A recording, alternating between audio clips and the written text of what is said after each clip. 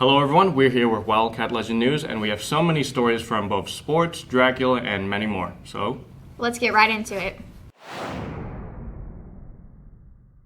Hi, I'm Cecil, and I'm here with Miss Morgan today, and she's going to tell us a little bit about the upcoming Special Olympics. It's going to be January 30th here at the high school in the gym. We are super excited about it. We are going to have a basketball event, okay? And this is going to be for Special Olympics, grades 3 through 12. The events are going to be speed dribble, target pass, 10-meter dribble, spot shot. Those are all level 1 events. We're also going to have level 2 events, 12-meter dribble, perimeter shooting, and pass and catch. Okay, we are super excited about it. We may even have an unofficial basketball game at the end. So we are super, super excited. That sounds wonderful. And this is January 30th? January 30th, 9 a.m. to 2 p.m. 9 a.m. Thank you. We will also have concession stand open. So we're pretty excited about that. And is this open to the entire school? Yes, I would love the school to come and support our athletes. They need you guys there, just like you as an athlete need them there, the school to support y'all. We want you there. And I also want to thank our sponsors. We have a lot of sponsors. We have Lake Country Neighbors, Pam Bowden, State Farm, Brookshire's, the UAW, the Copelands, the Sis family, the Wildflower, Goosehead Insurance, Golden Realty, Marshalls. We are going to have a basketball extravaganza. Is there anything else you can think of that you'd like to tell us? Gosh, I just want everybody there to come support our athletes. They are special. Mm-hmm. Thank you for your time. Remember, in the gym, 9 a.m. to 2 p.m., January 30th. Come support our athletes. Again, thank you, and on to the next interview. Hello, Wildcats. I'm Colton. I'm here today with Coy, and we're going to be talking about the Dracula play. So why don't we talk a little bit about the Dracula play? okay, so first off, we will be performing March 2nd and 3rd, just to let you guys know. So currently, we're hammering down lines and blocking and just going with what we currently have with the set, basically to prepare as much as possible before our first clinic in early February. Rehearsals are going very well. We're having a pretty good time. We've had to cut the show, I'd say 3 times. First of the initial cut, and we cut the beginning scene, and we cut I feel like spiel-y dialogue to sort of get time right down, so we can leave room for more acting, for more to sort of not necessarily drag some scenes out, but to give them time to be impactful. Our actors and actresses are doing very well. They're, like I said, we're all getting our lines down. I play Dracula. I'd say my lines are going pretty good.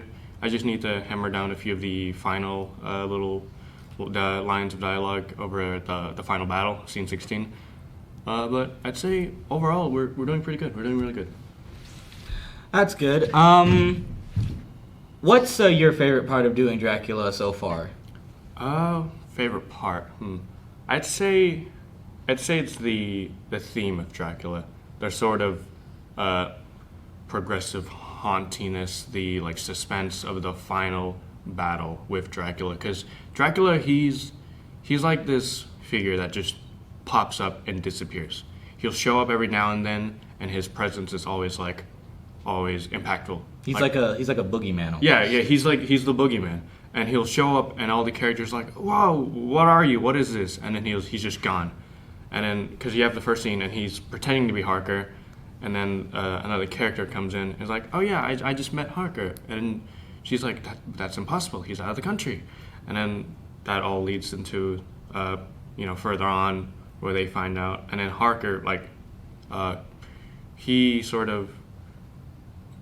disappears, quote unquote, for a while, and then he's back, and he's lost his memory, so but he has his journal that he's documented everything in, and so he's talking about that. But then it's sort of all leading up to the final battle, where it's everyone, Van Helsing, Seward, Harker, everyone against Dracula.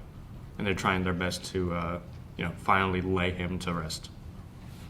So why don't you tell me, as Dracula, what are you most excited about for while we're doing this play? I'm gonna be honest, I'm excited about my coffin. I'm really excited to do my scenes with the coffin, especially like opening or like rising out. Just the ambience of the scene, the way it'll look. I'm very excited about. I'm very excited about the final battle. That's like my like number one thing right now. It's like, oh, I can't wait to do that scene. Yeah, that's definitely going to be a good one. I think it's the first time we've ever had someone say they willingly want to be in a coffin. So anyways, thanks for coming on to the show today, and let's jump right into the next story. My name is Chris. I'm here with Isabel? and I'm going to be talking to her about some powerlifting. Can you tell me about how your last meet went? Yes, so our last meet was last Thursday, and we have two different groups that go. So half of the group goes one meet, and then the other group goes the other meet, just because we have such a big number of people lifting this year. And so I went with them this meet, and we all did a wonderful job. It was a lot of the girls' first time to lift, so it was kind of like, it was a struggle to make sure like we were on time, because as soon as we did the Pledge of Allegiance, it was like number one's up, 32 in the hole, and it was just like, it was very fast paced. And so our squat is first, and with squat you have to do knee wraps, and so basically having to wrap the girls' knees and do all of that, it was really difficult to like stay on time and everything. But I think everyone did a wonderful job. Everyone went up at least 10 points from their max, which is really good, you know, so we're building that strength. We're really coming out to compete. All the girls and guys are doing such a great job. Everyone is just, you know, they come up, they show up to work, and it really showed up in this last meet. So Isabel, what do you have planned for your powerlifting future? So basically I'm just my goal is to go to state regionals. I mean, that's everyone's goal, especially as a senior. I really want to make that happen. And so for my weight class, I have to be able to lift 1,300 pounds because the way that they do it is they add your squat total, your bench total, and your deadlift total, and all together that's supposed to equal 1,300 in order to go to regionals. And right now I'm about 515 for my total, so just making those totals higher, getting up there. You know, I did really good this last meet. I got first in my weight class, so I'm showing up, I'm doing everything. The only thing that I think I really need to work on and just keep pushing myself in is my bench, which is like with your arms, just like getting that arm strength, because that's just going to make my totals go up so much higher. And that's what I really struggle with individually. So just making sure I'm doing all my arm workouts, doing my 500 push-ups, 500 sit-ups a day, everything like that, just to make sure that I'm, you know, ready for regionals. Hi, my name is Lauren, and I'm here with Izzy, and we're going to be talking about the New York trip we have planned for this summer. So, have there been any updates or anything? Yes, so we have been, this is a New York trip that's not sponsored by Reigns ISD, it's actually sponsored by Jonathan Lance. And it's just a fun trip for us to go on. We're going to get, you know, experience with actors and everything like that, get to see some Broadway shows, and just really get to experience what life in New York is like, you know, for a week. We started doing some fundraisers because it's kind of pricey to go, but it's totally worth it. So we've been doing some fundraisers, trying to raise the money to get up and get us going there. Of course. And how's that been going? It's been going really well. Our past fundraisers have been a success. We've at least raised $1,000 on each of our fundraisers. We just had a fundraiser this last weekend on Friday, and we raised we raised $780.78, so that was pretty good because we were standing outside the square, and we were only there for 2 hours, so in the time that we were there, that was a big number to be raising. So I think that with more fundraisers and the more like we do them, I feel like we can get everyone going. Right.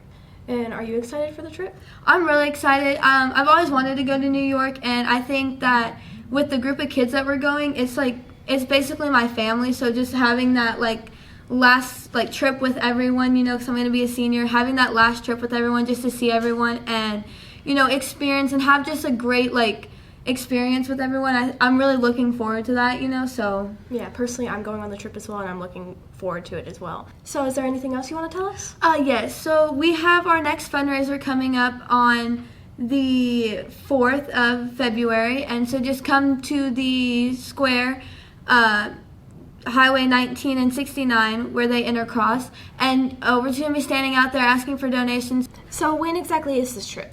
So the trip is going to be July 15th through 19th. So we get to spend that whole week, experiencing New York and what it has to offer. All right. Well, that'll be it for this story. On to the next one.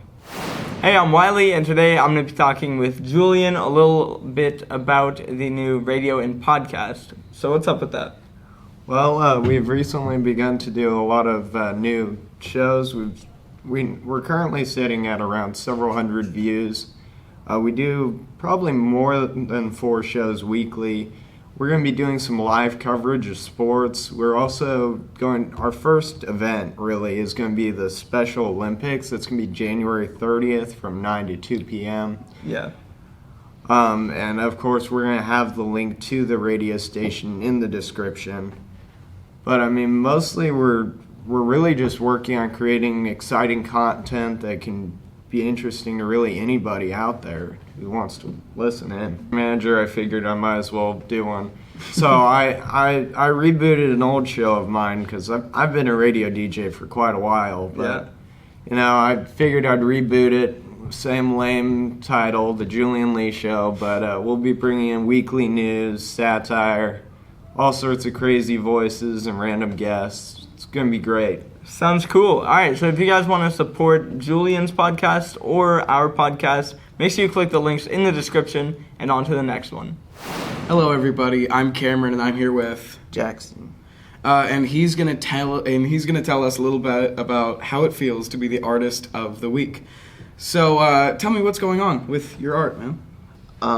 It helped me relax and get me through the day, and I've always liked it doing it since kindergarten, and I've really had this passion for art, so I started drawing and getting better and better, because my dad used to draw before I was born, and I've always liked to draw since then. And so what's the toughest part about drawing, man? The positioning and stuff, like understanding how lines can make different shapes and stuff. And so how is your art improving? It's gotten better over the years. Feel free to show the camera some of the art you've done. I bet everybody would love to see that. So Jackson, what are your favorite things to draw? Normally I used to draw dragons like a lot in 8th grade, but I'm starting to draw like more than dragons, like people, flowers, and everything. And so why are those your favorite things to draw? Growing up, I've been always liking dinosaurs and dragons, and then I wanted to step out my comfort zone and try drawing other things. All right, well, you're doing absolutely wonderful, man. Thank you for coming down and showing off your art for Artist of the Week. And Wildcats, we'll throw it on to the next interview.